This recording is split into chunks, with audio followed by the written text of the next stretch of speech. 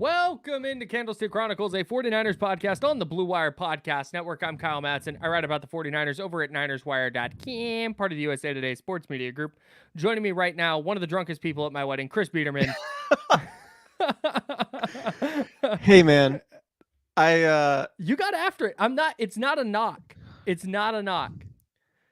It's just funny because, go ahead. You state your the case. backstory is I had the gall, the nerve to bring a little bit of whiskey to the hotel room where the groomsmen were getting ready, and apparently I'm the only one like pre-gaming for the wedding. And ever since then, I haven't heard the end of it. It was just I'm some degenerate who's like, hey man, let's party. You're getting married today.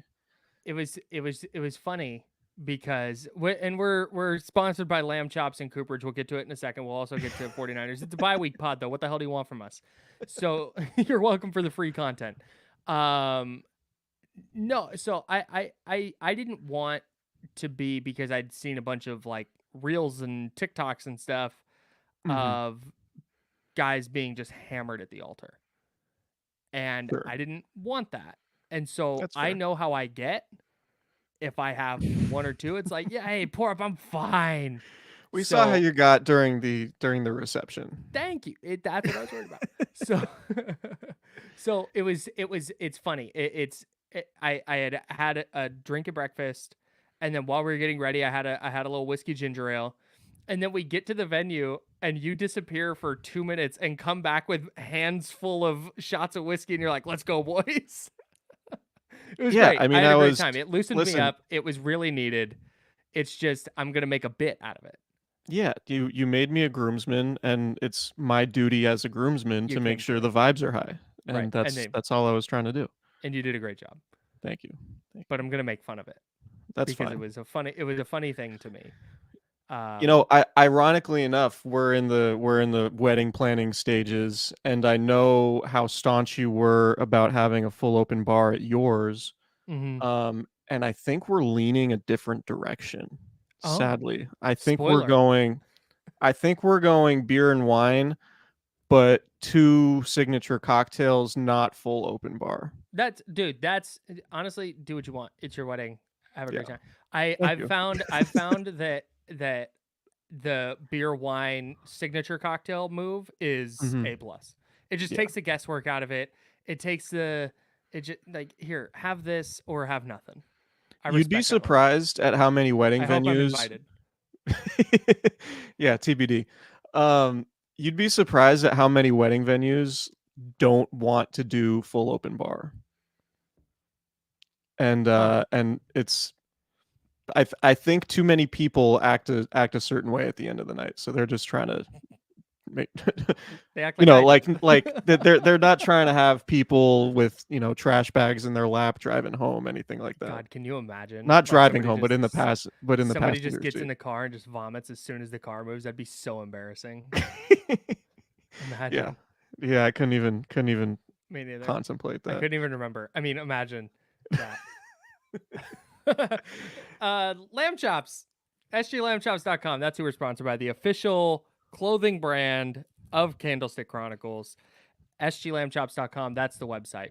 SG Lamb Chops. That's the Instagram handle. You're going to want to follow them there. They've got a winter line coming out. Keep up with all their latest styles on Instagram, and then shop for them at sglambchops.com. While you're shopping, use that promo code Candlestick20 for 20% off of your order. It's almost hoodie season. I've been wearing my Lamb Chops hoodies like every day. It's the best. Oh, it's definitely hoodie season. Yeah, firmly into hoodie season. And we say that now, and then it's going to be like 80 degrees in Sacramento next week randomly. Is it really? No, I don't know, but thank God.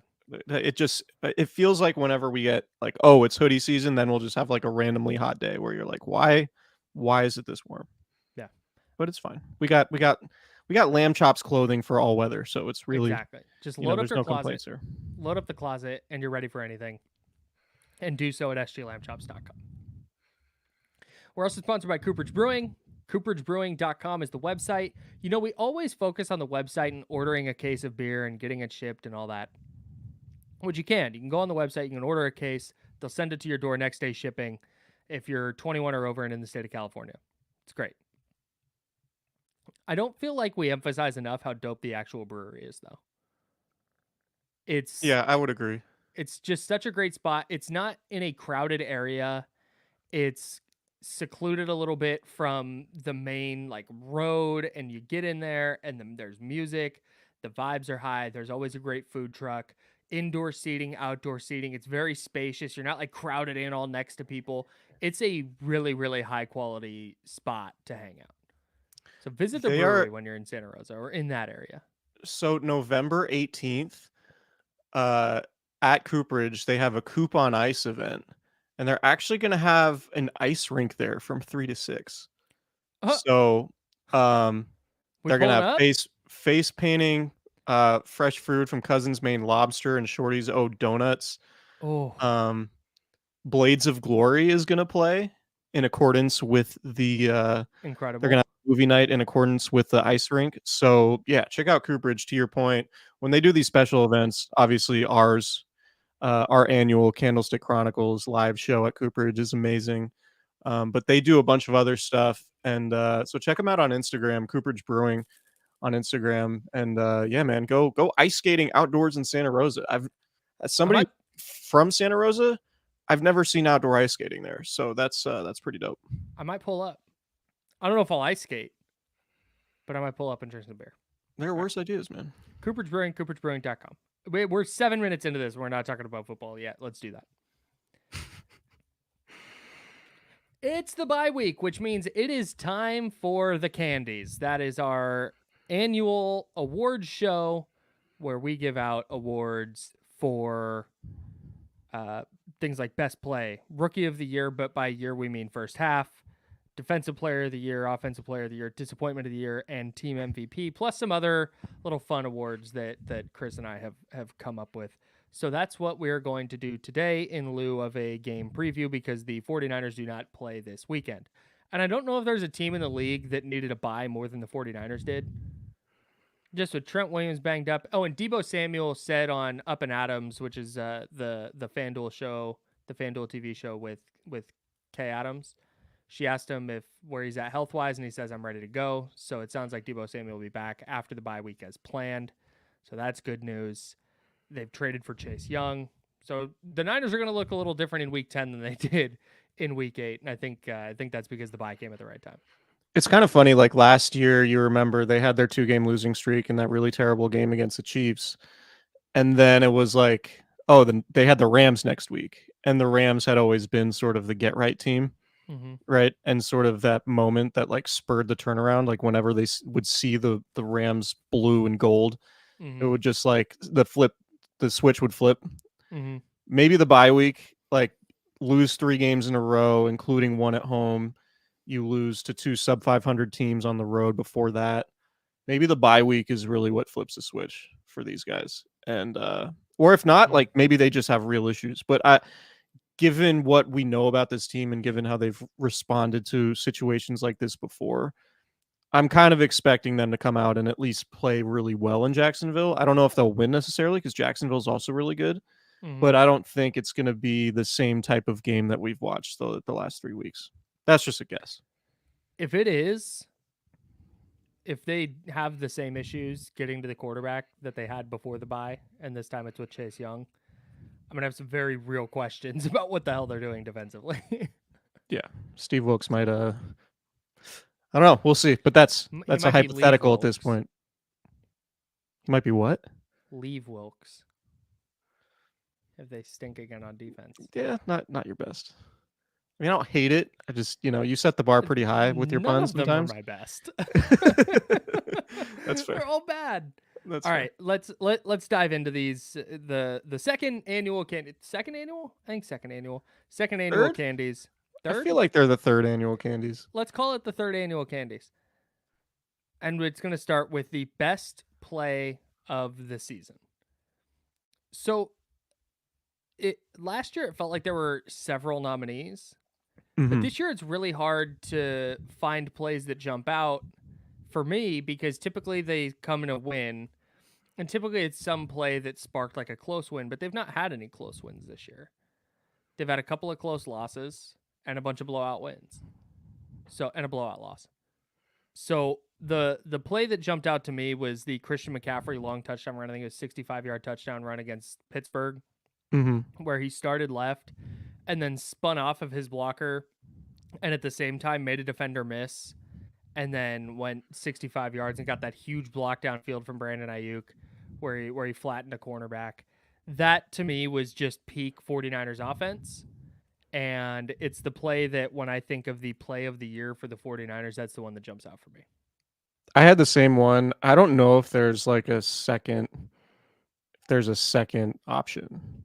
So the back shoulder touchdown to Brandon Ayuk against the Steelers on Patrick Peterson was a good one. It was good. It wasn't like, I mean, it was featured two great individual efforts. Brock Purdy's throw was awesome. And Ayuk's catch against Peterson was good. But it felt like the difference between that and the McCaffrey run was that McCaffrey's run was like a full team. Right. Like it was blocked up really well. McCaffrey individually made a really special play. And then Ayuk blocking and Ray McLeod blocking. It was just kind of like, it was the back shoulder play was good. But I think it sort of speaks to like the fact that the season, and maybe there are plays from the Cowboys game that we're just kind of forgetting at this point. But like to say that, and I'm not disagreeing with the idea that Brandon Ayuk touchdown is the second one, is like the second most notable play of the year. But if it is, it speaks to the year being kind of like meh from like a explosive play standpoint. Yeah, it's been is that fair? Yeah, I think super so. Mid. It's been mid as hell. The first touchdown pass to George Kittle against the Cowboys is another one that sticks out. Yeah, because that's a really nice play by Brock to create out of structure and then hit Kittle on the run and make a nice throw. That one jumps out to me as well, but I think it's the CMC touchdown run against Pitt. Yeah, and the touchdown to McCaffrey on Sunday, the pass, where that we talked about in the last pod on Sunday night, where he rolls right and then throws back across his body. Like that was, as ridiculous as that play was, I think we have to consider that one too. Sure. A little bit, even though that the play didn't amount to a whole lot, given how poorly that game went overall. Yeah, that was a good play. But just not a lot for best play. Yeah, weird year. Also, not having Debo in the lineup takes out a player who is very capable of making a kind of standout play, and he hasn't been in since week 6. So yeah, that probably influences it as well. All right, let's move on to disappointment of the year. We're gonna get negative here before we get back onto the positive side of things. To me, this is not really close. I'm gonna give it out to a group of players. I'm giving it to the entire defensive line. They, as a unit, are my biggest disappointment of the year. I think it's fair. And if you want to pick a player on the line, then fine. But yeah, I mean, I think it's Nick Bosa. If he's the highest paid non-quarterback in the NFL. And while the pressure numbers have been there, we haven't had a signature Bosa moment. And even the 2.5 sacks that he's had, 2 of them, he was just basically unblocked. Yeah. So when I understand that sometimes sack numbers aren't always going to be there, and the pressure numbers and like all those other advanced metrics are probably more telling about this type of season of pass rushers having than just pure sack numbers. But he's just not affecting games, and he was, I think, unquestionably the most impactful defensive player in the league last year, which is why he won Defensive Player of the Year pretty handily. So yeah, I think Nick Bosa being the biggest disappointment is there. I think there are probably too many names to put on this list, given the expectations the 49ers had coming into the season. I think you could put Steve Wilkes on there. I think, the expectation was, Steve Wilkes, really good coach, really good assistant, leader of men, going to provide a new perspective and offer something a little bit different that's going to be additive to the 49ers defense. It's been so good under Robert Saleh and DeMeco Ryans in previous years, and it just hasn't. I don't know if it's a schematic thing. I don't know if it's a leadership thing and a cultural thing. Like, is everyone buying in fully, and is everyone playing with their hair on fire because of the way they feel about the messaging they're getting from their defensive coordinator? Mm-hmm. So that's there. I would say uh, Jake Moody. Just you draft a kicker in the third round, and Mm-hmm. basically the only expectation is don't lose us games. Like, we're Mm-hmm. drafting you here because we think you're going to be good, and all you have to do to justify the pick is just not cost them games and be a, I don't know, is a top 10 kicker a fair expectation for a guy you draft in the third Yeah. round? Yeah. 100%. And he just hasn't been good, and there's no real confidence in him at this point, right? Like, Yeah. he made that long kick in Minnesota. He obviously wasn't a factor in the Cincinnati game, but the fact that Jake Moody already cost you a game in Cleveland, missed 2 field goals in a game you lose by 2, uh, it's a tough scene, man. So Yeah. I think I'm with you on the defensive line for sure. But I would highlight Nick Bosa if I were gonna say if I were gonna go Yeah. that defensive line route, I would point it more towards him directly. Mm-hmm. And I would say runner up just to, would be Moody, just because you replace a really really reliable kicker in Robbie Gould who never missed in the playoffs, and it's really hard to feel great about your kicker situation going into the playoffs if you're the 49ers. Yeah. Yeah. I think I put Javon Hargrave in that group for sure. It feels like he's played well though, doesn't He's it? been, yeah, no, he's been okay, but it was supposed to be like, man, he's gonna wreck games on the interior, and he just hasn't. So I just I keep going back to the defensive line. Like, I get what you're saying about Jake Moody, but Jake Moody wasn't supposed to be this tip of the spear that was going to help this team win a Super Bowl. I mean, tip of the It's spear on special teams. that's Mitch Wishnowsky disrespect, and that won't be fine. That will not Oh, be had. we were talking about we're gonna make up some fun awards to give out, and Yeah, I'm extremely disappointed in myself. I didn't come up with something Mitch Wishnowsky related. Maybe I I'll do got this one. on the I fly. got Okay. it. Nope, I Okay, got good. it. Well, okay. That's Come good. on. That's good co-hosting by you. I Yeah, appreciate you. I knew I did. We're right here. All Okay. right, our next our next award, Rookie of the Year. Who do you This got, is tough, Chris? man. This is pretty it? tough. It's not. It's tough from the standpoint of, like, nobody deserves this. Who It deserves it? okay. Here's who deserves it: Jake Moody, because he plays. That's the standard That that's been is set. that is the most participation It is award that will ever be given out on the Candies. it is. That's literally what this is, because the 49ers, dude, none of their rookies have played.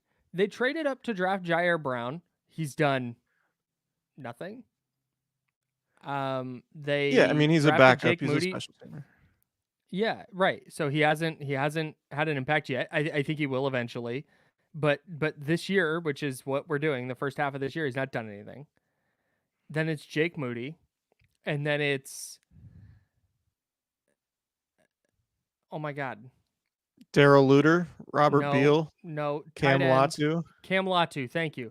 Cam Latu, and then it was Darrell Luter, and it was Braden Willis and Ronnie Bell, and it just it's a Jalen Graham, mess, Bob dude. Beal.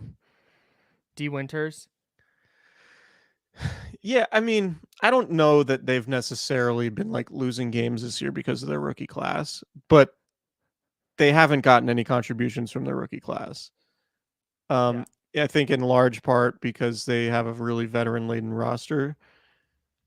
But Mm-hmm. yeah, I think the point here is that Rookie of the Year goes to Jake Moody because it's just a participation award at this point. Is Jake Moody making kicks because he's stealing the opposing team's special team sign?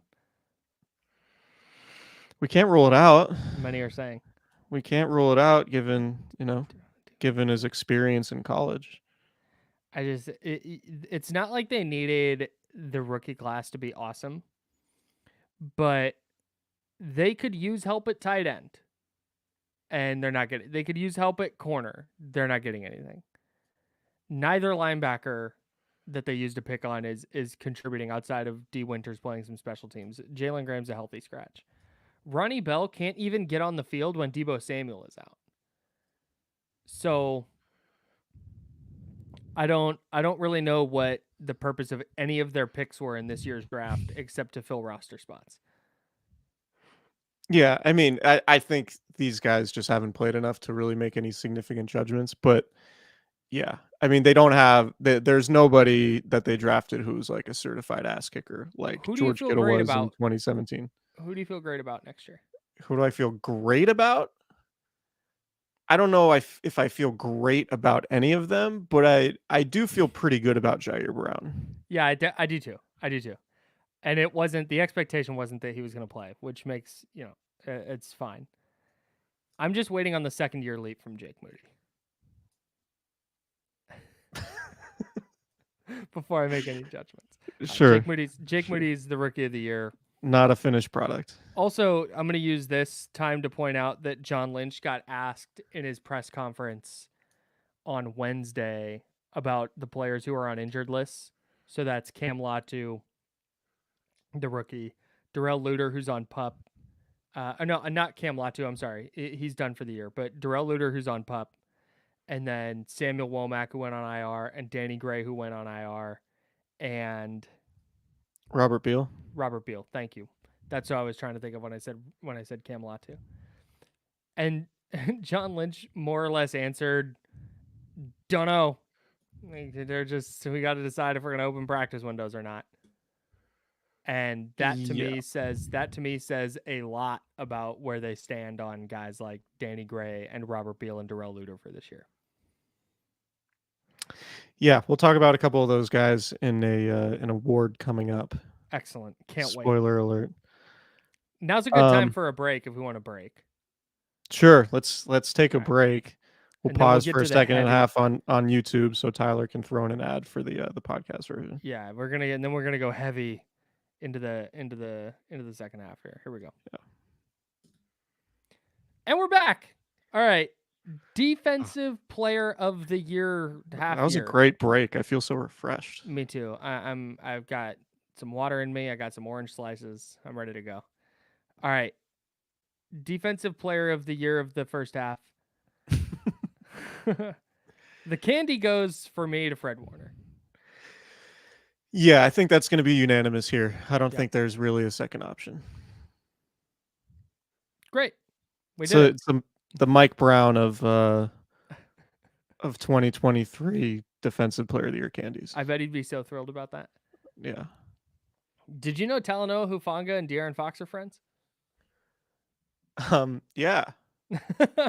No, yeah, I do. I know. I actually know a decent amount about that. I don't think what I know is consumable for public content, but yes, I am aware. Okay, great. So I won't make this any more uncomfortable than it needs to be. No, it's not uncomfortable for me. it's pretty clearly Fred Warner, and he's been good been mostly good, despite the fact that the defensive line in front of him has been really bad. So has it been really bad? Is it really bad or just like not good enough? They're like 26th in run defense. That's fair.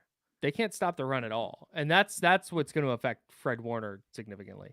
So yeah, no, he's still a baller, and I don't know if there's anyone really even close to playing on his level right now. 2 interceptions, 2 forced fumbles, 2 sacks. I'm curious as to how many players in the league have that. And at least that stat line. I can look it up if you want. And at least 2 dropped interceptions as well. Yeah, he leads. Oh, he doesn't lead the team with 2 what? 2 interceptions, 2 forced fumbles, and 2 sacks. I'm on it. Yeah, I think Fred clearly stands out, right? He just he flies all over the place. He's like, I think Fred, and maybe this is harped on a lot, and maybe I'm beating a dead horse at this point, but like Mm-hmm. what Richard Sherman was to the cornerback position in terms of understanding offensive tendencies and alignments and being able to put his teammates in position to succeed before the snap based on all the work he does in preparation, I Mm-hmm. think might be Fred Warner's most underrated trait. Because like we watch him run around and we watch him cover, really any skill position guy. Like he can cover receivers, he can cover running backs, he can cover tight ends. Mm-hmm. All that stuff like really jumps out when you're just watching the game. But I think what's underrated is just like between the ears stuff. Like he Yeah. is elite at play recognition, tendency recognition, all of that stuff. And I think frankly, I think he got a lot of that from Richard Sherman, having him as a teammate for those few years. I think that really benefited Warner a lot. Yeah. But I think do so too. think if you're talking about like comparing this season to other Fred Warner seasons, I do think there's like a tendency where he'll like overrun a play or not Yeah. be in the correct spot. And maybe that's a function of some of what's going on with Steve Wilkes. And maybe some of the coverage stuff that's happening on the back end. But no, this is my filibuster while you find that I've got it. stat head. You got it. All right. How Fred many Warner. players how many players have 2 interceptions, 2 forced fumbles, and 2 sacks this season? Fred Warner. That's the list. He's the only one? Yep. 6 players did it last year, including Fred Warner? Talanoa Hufanga. Huff. Yeah, 2 sacks, 4 picks, 2 forced fumbles for him. Derwin James also did it last year, as did Broncos linebacker Josie Jewell. Jalen Ramsey did it last year. Isaiah Simmons and L'Jarius Sneed all did it. Nice. But Fred Warner, the only one so far this year. Yeah. It's good company for him. Yeah. I don't know about it seemed like he could have really like been a DPOY candidate, like not just for agree. the Niners midseason candy awards. Which, I But mean, what's the bigger deal? yeah, I mean maybe we could ask him like, "Hey, Fred, early November during the bye, you got named the Niners Defensive Player of the Year in the Candies. Congratulations, by the way. Yeah. But does that mean more to you than potentially winning NFL Defensive Player of the Year? Your thoughts?" I bet he would say more than Deebo Samuel did when we did that bit with him. You're like, hey, congrats on winning the candy for best play. Your thoughts? And he was like, all right. Thanks, Deebo. Wally Llama in the YouTube chat Hilarious name, by the way. says this is his third Candies, his first time attending, confirming my suspicion that this is in fact our third Candies. We're so good at keeping. It's our first time attending as well. This is great. Oh, on YouTube. That's fair. That's fair.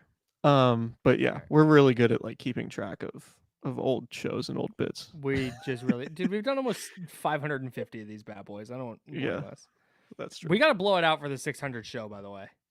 600 is a lot of eps. We gotta map that out. Is that gonna be during the season or during the spring? Oh, it'll be during the season for sure. We're like I said, I think we're close to 550 right now. And at 3 a week. Oh wait. 50. That's like 20. Oh, never mind. It's not gonna happen during the season. I'm done. Heart of like the scouting combine. Dude, it's gonna be just huge show. It's the 600 show. Let's talk 6th round tight ends. All right. We've got huge Let's show. move on to 40 times. Huge show. We've got that asshole that runs the Senior Bowl on as a guest.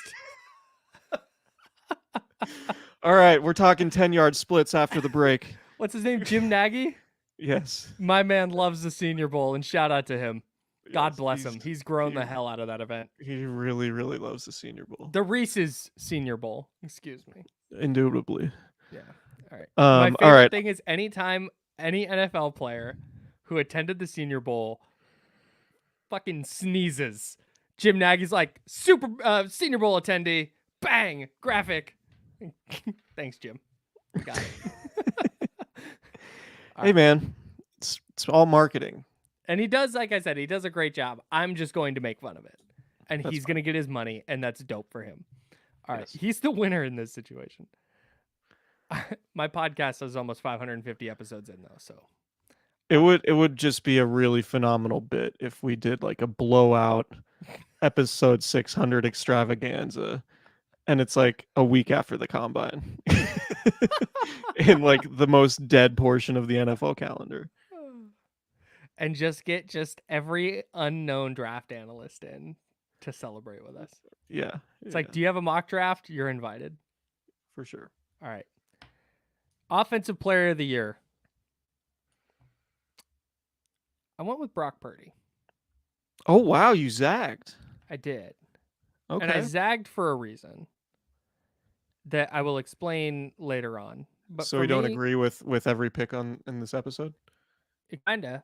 So no, that wasn't totally it. So I went with Brock because I think Brock needs to get recognized on some level here. And this was the award that I am going to give him. And it might have been different if he had played, if he had not thrown a couple interceptions against Minnesota or Cincinnati. But to me, he's the offensive player of the year. He's done just a really nice job despite the turnovers. Even that game against the Bengals, he wasn't awful, and I don't want to. The mistakes have stacked up over the last couple of weeks, but he's still limiting them to one area of the game. It's like they're down late and he throws a couple picks. That's obviously a problem. Like, it's not a good thing, but it's not like he's throwing 4 interceptions a game and he just forgot how to play quarterback. He just made a couple of late mistakes and they get highlighted. So I wanted to give Brock a little bit of shine here and at least one candy. So he got my offensive player of the year vote. Brock Purdy still second in the NFL in passer rating, third in the NFL in QBR. He led for most of the season. The only quarterbacks with better QBRs than Brock Purdy right now, Josh Allen 77.1, and Patrick Mahomes 74.9. Brock Purdy's QBR is 74.3. So I think the thing that I take away from Brock Purdy's struggles is like, and he still leads the NFL in yards per attempt, like the efficiency stuff, and obviously some of that has to do with yards after the catch, et cetera, et Mm-hmm. cetera. We all know what that conversation is. Um, but I think my main point for Brock Purdy right now, even amid this 3-game losing streak where he hasn't played particularly well, particularly in like fourth quarters of games, Mm. it's that like it never feels like the Niners can't move the ball. It never feels like they are in no way going to win a game with Brock Purdy as their quarterback. In Yeah. the same way, like you look at Mac Jones and it just feels like the Patriots are helpless as long as he's their quarterback, right? Like even when Brock Purdy's not going well or as well as he did earlier in the season, it's sorry, the dog is barking. No, it's okay. I don't It's know trick if or treaters. if it can be picked up. Yeah, trick or treaters on Thursday, November 2nd. She disagrees um wholeheartedly with your take. She hates Brock. yeah, she's just I think the Amazon guy's here and Lily's just not having it. She wants to Anyway, know if Kyle Shanahan is going to make a change at quarterback over the bye week. yeah. No, that I think that's accurate. Point being is like it still feels like if Brock Purdy just limits those mistakes overall, we would be talking about him like a quarterback who's playing at an extremely high level. Mm-hmm. Whereas it's just like he's playing at a really high level, and then it's like 2 or 3 plays a game where it's like, damn, that was really bad. And that's going to cost the 49ers dearly in this situation. So in the aggregate, it's like, man, it's rough to have your quarterback throw those interceptions in those key moments. Mm-hmm. But if you look at all of it, it's and you know, on an individual play basis, it still feels like Purdy's playing at a pretty damn high level to your point. So Yep. I agree with your assessment of Purdy, but I don't have him as offensive player of the year. Who do you have there? Mitch Wishnowsky. No, I'm kidding. It's Christian McCaffrey. Mm, okay. 13 total touchdowns, 944 scrimmage yards in 8 games. Just like, I don't know, offensive player of the year candidate. Fair. Pulling up. He's second. So He's second in the league in total scrimmage yards behind only Tyreek Hill. Tyreek Hill has 8 touchdowns. Christian McCaffrey is 13. Tyreek Hill has 1,014 receiving yards. He has like Yeah. 100 fewer receiving yards than the Chiefs' entire wide receiving core. Yeah. So Right. CMC is second in scrimmage yards and first in touchdowns. You know, Raheem Mostert has 12 touchdowns Yes. this season. Yeah, dude. He's tearing it up. That's bananas. That's crazy. So I'm gonna put a pin in your Offensive Player of the Year award and just say that my MVP was McCaffrey for all the reasons you just listed. So I went reverse of how the NFL does it, where the MVP goes to the quarterback and Offensive Player of the Year is just the best non-quarterback. I Okay. just flipped that. So McCaffrey is my MVP for all the reasons you're listing. And I think part of the reason that it feels like the 49ers can always move the ball with Brock Purdy is because Christian McCaffrey is also on the field. And I don't think it's a coincidence that we've seen the 49ers offense struggle a little bit in an environment where they don't have Trent Williams and maybe the blocking up front isn't as good and Christian McCaffrey's not finding as much room to run and having as much success on the ground. So I think you can flip those either way and be fine with it and feel okay about it. But I went with McCaffrey MVP, and then that dropped Purdy into the OPOY for me. Okay. I don't hate it. Who's your MVP?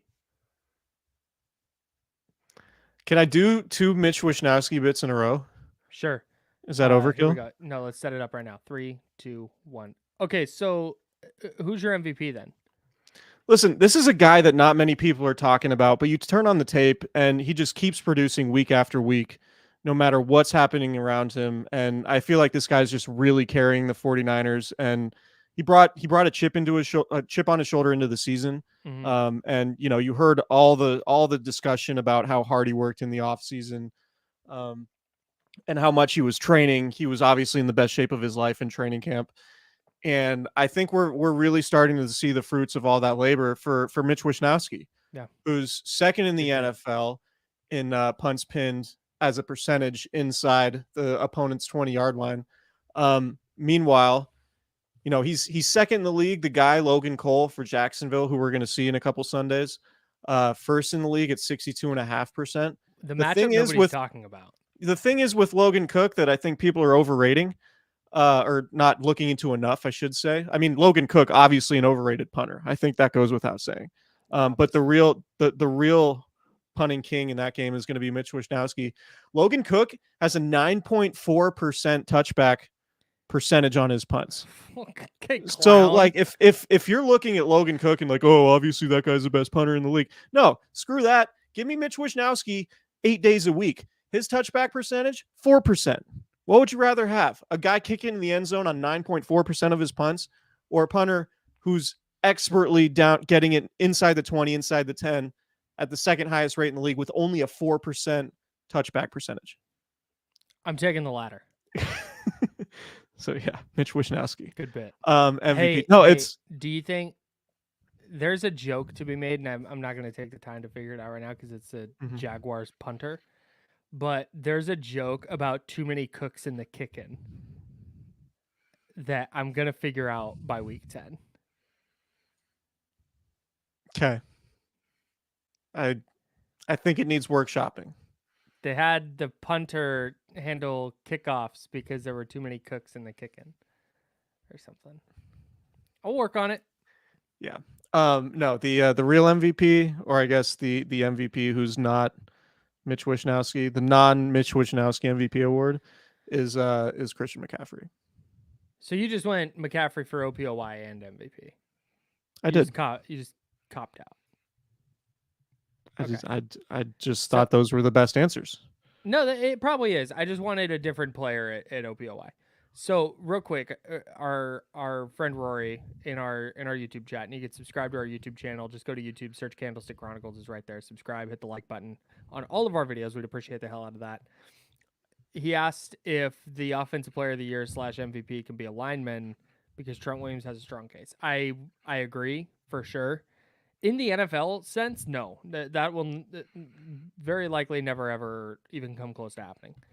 But for the 49ers, I think you can make the case that Trent Williams is an MVP because of how much their offense has struggled since he's been out or been hurt in week 6 and then been out the last couple weeks. That said, the best ability is availability.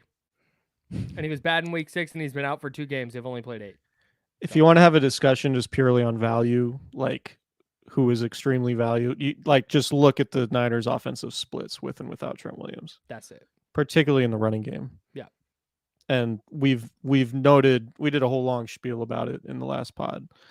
Go back and listen to that if you haven't yet. But like last 3 games since Trent Williams got hurt, Niners are averaging 95.3 rushing yards per game. Before that, when in the first 5, when they went 5-0, they're at 156.4. And the efficiency stats are very reflective of that also. I know those are totals and those can be skewed by game scripts and everything like that. But I think they were averaging something like almost 5 yards a carry, and they're at like 3.5 over the last 3, something like that. I haven't done the complete I think it's math, 3.5. Yeah. So if you want to quantify Trent Williams' value, you can absolutely do it that way. But in terms of like getting an award for most valuable player, best availability or best ability is availability. Exactly. A wise man once said. Mm-hmm. I came up with that just now. Yeah. I came up with a couple more joke awards to give out while we were talking. Great. Let's hear them. Okay, I'll run through mine first. Best player with a seasoning for a name, that's going to go to Tabor Pepper. He's just done a really, really fine job as the team's long snapper this year. You see him down on on punt coverage all the time. He's down there either making a tackle or getting in there, mixing it up, and love to see that for our guy and friend of the show, Tabor Pepper. Yeah, he liked one of my tweets today. Wow.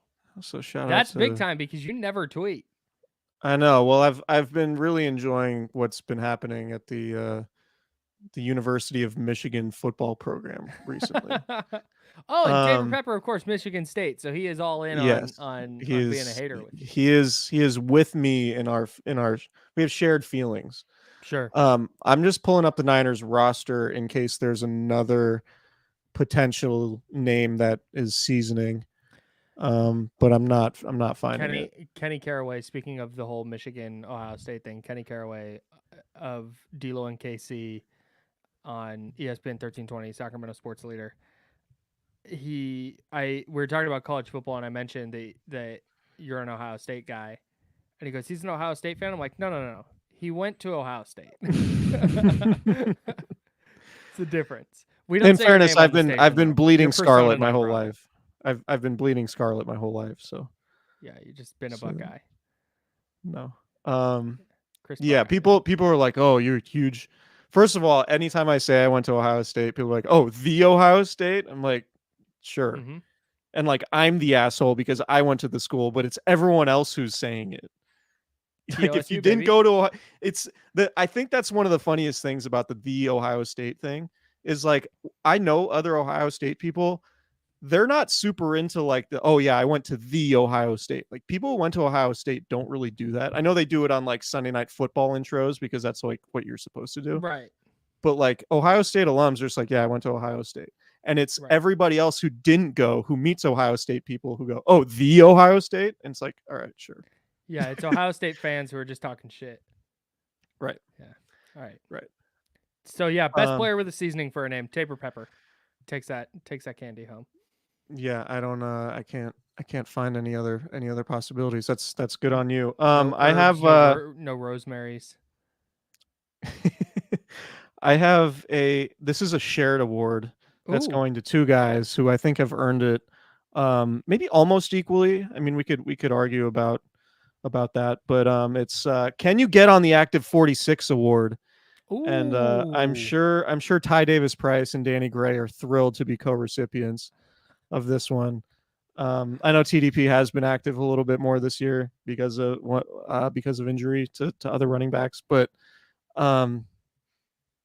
The Niners, just a funny thing happens with the Niners because as well as they've drafted and as however many stars that they've found in the draft in day 2 and day 3, they've also just had dudes who just like don't contribute at all. Mm-hmm. And unfortunately for them, I mean, I don't know what it is. Maybe it's something about just sort of the type of guy they look for in like late picks, but it's like a lot of times when they have positional overlap with guys they draft in day 3 versus guys they draft in day 2, more often than not, it's the day 3 guys that are actual contributors to the team. And it's like, it's Juwan Jennings instead of Jalen Hurd, right? It's Elijah Mitchell instead of Trey Sermon. It's Brock Purdy instead of Trey Lance. It's, I don't know. You can go on down the list. I'm sure there are more as I look, but like, you got Ronnie Bell, who's already playing over Danny Gray. I know Danny Gray got hurt, but it doesn't seem like the 49ers are in any rush to get Danny Gray on the field. No. Which I think says a lot. You have Jordan Mason, who's the backup running back, while Ty Davis Price, a 3rd-round pick, is struggling to be active on game days. Mm-hmm. So the Can You Get on the Active 46 award goes to 2 guys, TDP and Danny Gray. Shouts to them. Fingers crossed that they are able to continue pursuing their NFL dreams. Punter of the year, you laid it out earlier. Mitch Wishnowsky gets the Punter of the Year award. A lot of competition for that spot, but it's pretty clearly Mitch. Yeah, obviously no argument from my end. I already laid out the entire Mitch Wishnowsky case, so congrats to him on that. Stat line of the year? Ooh. Individual game or season long? Individual game. And you know what? Bad job by me. I had my notes all queued up and then they got lost in my email. I have an award to give out while you're looking for yours. I have it. Okay, great. It is Brock Purdy for week 4 against the Arizona Cardinals. 20 of 21, 95.2% completion rate, 283 yards, a touchdown, and a rushing touchdown. This is from the team. Is 95.2% completion percentage, highest single game completion percentage in franchise history. Yep. Been some decent quarterbacks in Niners franchise history. Pretty notable. Purdy's 95.2 completion percentage marks 4th highest in a single game in NFL history of any quarterback with a minimum of 20 attempts. Sheesh. It's not terrible. So that is the stat line of the year, in my opinion, for a 49er. It's a really, really good stat line. Not bad at all. George Kittle's 3 touchdown game was pretty good too. But when you're having the 4th highest completion rate in a game of all time, that's not bad. Yeah. Best penalty committer? That goes to Dre Greenlaw. My man can commit the hell out of a personal foul. And boy, does he toe the line sometimes. It's funny you say that because I literally wrote down most likely to toe the line, Dre Greenlaw. Look at that. Hey, look at us. In the running for this, sneaky in the running for this, Spencer Burford. Oh, a lot of penalties. A lot of penalties. Yeah. A lot of penalties for Spayburf, yeah. Dre Greenlaw is more of a splash penalty guy. So he gets the award. I have 3 more. I have 1 more, and I'm really excited about it. And this isn't. I'm not that excited about it. Okay, this is in no way meant to throw a very good friend, a mentor, a frequent guest on the pod under the bus. But I have the best thrower of the football in 49ers history award. It goes to none other than Sam Darnold. And awesome. shout out to our guy Matt Mayoko. And now that I mentioned that, I'm going to throw in another one since Matt Mayoko is going to do what I did. Is on mine. Yeah. Did you do the No. Keep going. I was thinking of this. The player the Chiefs would not trade for Patrick Mahomes straight up award, per Matt Mayoko, is that's going to Brock Purdy. The 49ers would not trade straight up for. Sorry. Yeah. The player the 49ers would not trade straight up for Patrick Mahomes. Yeah. Good job by you correcting me on that. Goes to Brock Purdy. We did not like that. Really could have been a thing if we like really We wanted to could have really tweet been out, dicks about it. we could have really been dicks. Like Matt Miyoko said, and like and got all sorts of traffic on it, but um, it's not. I mean, coincidentally, Matt Miyoko came on the pod after, was it after the Cowboys game? Yeah. And said that, and then the Niners lose 3 straight, and Brock Purdy doesn't look nearly as good as he did. Oof. So shout out to Matt. We love Matt. Matt said just a couple things this year that's just like he's not the take artist, the football take provocateur that that other people seem to really try to be, but he's had a couple doozies this year. So shout out to him for stepping out and going outside of his lane a little bit. So the most talented thrower in 49ers history thing was one of those classic got taken out of context for social media by a producer at a radio station. Right. You take that one line and then it gets lost, and this one line gets lost in this whole long explanation. Right. Okay. The Patrick Mahomes thing was wild. I understand the contract aspect of it. And I think if we sat down and really did a deep dive on what would the team look like and who would they have to get rid of, what would the contracts look like and all that, I think that we would work out that the Niners would most definitely do that trade. But in the moment when you're going, Brock Purdy's going to cost less than $1 million, the offense is scoring 35 points a game, like why would you mess with a good thing when you have a cheap quarterback? I get it. I do. I mean, Patrick Mahomes is making what, 40 times what Brock Purdy's making this year? At least 40. So, speaking of 40 times, congratulations to Brock Purdy for being as fast as Lamar Jackson.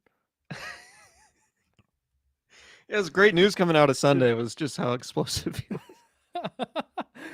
Brock Purdy, super explosive. Niners not losing any ground on the Eagles. You love to see it. That's my favorite. That is one of my favorite takes of the season. Really good. Just astounding. Really good. Astounding take. I have an award for best backup quarterback. That's going to go to Sam Darnold. It was a close race between him and Brandon Allen. I have another award for Javon of the Year. And it goes to Hargrave. He just beats out Kinlaw. Well, are those the same award? Like backup quarterback and Javon of the Year? No. No, is it different? I mean, doesn't it have to be Javon of the Year? Well, it's spelled the same way. This is more of like a visual joke. So, okay. That's fair. The JAVON of the Year. It goes to Hargrave. I feel more comfortable with that terming of the award. Okay, thank you. The defensive tackle who spells their name this way. Yeah, it goes to Hargrave. He beat out Kinlaw. And finally, I have an award for the person talking the most about this being Brock Purdy's last chance, and it goes to Chase Daniel of the 33rd team in The Athletic. Congratulations to Chase Daniel on his award in his first season as an analyst. Can we expound on that? Yes. Can we expound on that a little bit? Because I haven't. Okay, so I saw your tweet, but I haven't done the dive on this issue. So, okay, Brock Purdy has been struggling a little bit late in these games. Okay, but overall still playing pretty well. Grant Cohn of Sports Illustrated, of what's it, Fan Nation, I think it's called. Maven. Grant of Maven employee Grant Cohn. I don't want to mess it up because I'm USA Today Sports Media Group. It's not USA Today, so I don't want to. It's Fan Nation. Yeah, I think that's what it is. Whatever it is, he covers the 49ers. He asked Kyle Shanahan in a press conference. He said, "Hey, you thinking about changing your quarterback at the bye?" And Shanahan was like, "Nope." And he's like, "Why?" And Shanahan went, "Because you don't change your quarterback for no reason." So that was the beginning and end of that. Okay. Chase Daniel, again, former NFL quarterback, backup quarterback, ski mask Hall of Famer, just made millions of dollars to hold a clipboard. Love that for him. Mizzou legend, right below our buddy Nick Wagner in the Mizzou alum power rankings for me. And Leanne, the better half, went to Mizzou also. I have to say. Oh, now it's awkward. Nick and Leanne, like we're not differentiating here. But I split these. I Into can't male let and the fe- I Mizzou split thing these. go. And I split these into male and female categories. So okay, perfect. So, and then Chase Daniel goes on Twitter today and says, a lot of talk this week of, quote, is this Brock Purdy's last chance? Sky seems to be falling for 49ers fans. Perfect time for a bye-week reset. I did a deep dive into the film versus Cincy and explained exactly what happened. So I searched on Twitter, Brock Purdy's last chance? Chase Daniel's tweet talking about how many people were talking about this was the only thing on Twitter that used that phrase. And I thought that was very, very funny. So That's amazing. shout out to Chase Daniel for his first ever candy. The content game is wild. Just like explosive headline, all caps, just ascribing a conversation that's not really there and then building content out of it. And I'm not even blaming Chase for it, but it's just a funny dynamic to see on the internet. Hey, can we title this episode on Twitter because I'm certain, or on YouTube because I'm certain it'll be a banger, if we say Brock Purdy is not the 49ers team MVP, not in all caps. Oh, interesting. Maybe I we think can that's do a good clickbait by thumbnail. us. Do a thumbnail. Okay. MVP question mark, not all caps, and then Brock Purdy.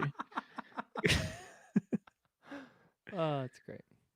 No. Anyways, I have nothing Okay. else. It's the bye week, bro. It's the bye week, man. We get a weekend to just kind of I'm gonna do our own watch. thing and watch casually and maybe, enjoy a couple Candlestick Chronicles hazy IPAs. I read a story. I don't know if you're familiar. The paper of record in Sacramento is called Sacramento Bee, Mm-hmm. and there Heard was of a it. story. There was a story in it about Apple Hill, Oh, and so I read that, and it really motivated me to get up to Apple Hill for the first time. So I think I'm going to do that on Saturday with my wife. are you really? I think so. Oh, We wow. talked about it. We've not said that's anything amazing. firm, but the story talked about like this like apple cider donut thing that I really really want to eat. So Rainbow Farms. Yeah, no, if you need any info on Apple Hill, I can connect you with the guy who knows a thing or two about it. So great. yeah, Do you know any female Mizzou alums that know anything about it? I'd really love to talk to them. Yeah, I do. And a dog who got extremely angry at the Amazon guy could also talk to you about it. Those are the opinions. I want the opinions of the real people. Yeah. No, right. Apple Hill's it's like if you like fall, and I've only saying this because I went up a few weeks ago. If you like fall and all of the fall festivities, it is like fall Disneyland. Then I'm it, dude. That's exactly what I want. Just be a little prepared for some traffic if you're going on Saturday. Is all I'll say. Nate Thomas in the chat asks, also, where is the best Patrick Willis appearance candy? It's right here. I've got it for you. It's the one where he jumped up on the desk and then kept trying to show you guys his asshole. It was that one. Okay. Great. Way to end the show on a high mark. All right. See you, everybody. All right. Have fun at Apple Hill. Enjoy the fall, and let me know how it goes. Yeah, I sure will. Everybody enjoy hoodie season. SGLambchops.com. Get your hoodies there. Candlestick 20 for 20% off. Drink Cooperage beer. Get it at cooperagebrewing.com or go visit that brewery up there in Santa Rosa. It's a really, really great time. We highly recommend it. And if you're listening to the pod, subscribe to the YouTube channel. If you're watching with us on YouTube, subscribe to the pod. Cross promotion, multiple platforms. Like and subscribe, review, comment, notification bells, all those things. Hit those. Help support the channel. We appreciate you guys. Hell yeah. See ya.